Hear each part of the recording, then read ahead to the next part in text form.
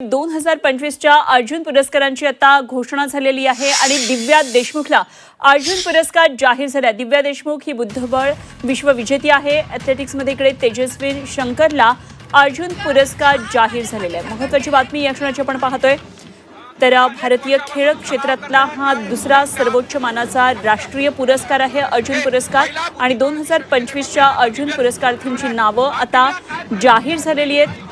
आंतरराष्ट्रीय आणि राष्ट्रीय स्तरावर खेळाडूंनी गेल्या 4 वर्षात केलेल्या उत्कृष्ट निरंतर आणि उल्लेखनीय कामगिरीसाठी भारत सरकारकडून युवा आणि क्रीडा मंत्रालयाकडून हा पुरस्कार जाहीर होतो आणि यामध्ये सगळ्यात महत्त्वाची आपण ही बातमी पाहतोय। अर्जुन पुरस्कारांची आता घोषणा झाली आहे आणि दिव्या देशमुख बुद्धिबळ विश्वविजेती हिला अर्जुन पुरस्कार जाहीर झालेला आहे। नागपूरची आहे दिव्या।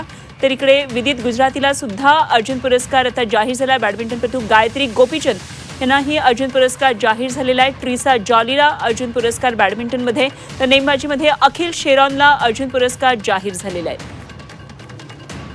बुद्धिबळपटू दिव्या देशमुख नागपूरची आहे, तिलाही आता अर्जुन पुरस्कार जाहीर झालेला आहे। या क्षणाची सगळ्यात महत्त्वाची मोठी बातमी आपण पाहतो आहोत तर महाभारतात काळातला एकाग्रता निष्ठा पराक्रमाचं प्रतीक असलेला अर्जुन या पात्रावरून या पुरस्काराचं नाव देण्यात आलेलं आहे आणि हा अर्जुन पुरस्कार भारतीय खेळ क्षेत्रातला क्रीडा क्षेत्रातला दुसरा सर्वोच्च मानाचा पुरस्कार आहे।